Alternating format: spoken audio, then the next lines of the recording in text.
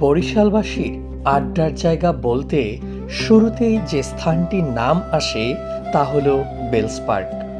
সবুজ গাছপালা, খোলা আকাশ আর নির্মল বাতাস। শহরের প্রাণকেন্দ্রে ব্যস্ততার মাঝে বেলস পার্ক যেন এক টুকরো স্বস্তি। সকাল কিংবা বিকেল, হাঁটতে আসা মানুষ, খেলাধুলোয় মেতে ওঠা শিশুরা আর পরিবারের সঙ্গে কাটানো কিছু নির্ভেজাল সময়। বন্ধুদের আড্ডা হোক বা একা বসে ভাবনার সময়, বেলস পার্ক সব সময়ই মনটাকে একটু হালকা করে দেয়। দিনের শেষে সূর্যাস্তের আলোয় পার্কটা হয়ে ওঠে আরও বেশি সুন্দর, আরও বেশি আপন। আপনি কি কখনো বেলস পার্কে সময় কাটিয়েছেন? কমেন্টে আপনার অভিজ্ঞতা জানান। আর বরিশালের আরও গল্প পেতে ফলো করুন এক্সপ্লোরিং বরিশাল।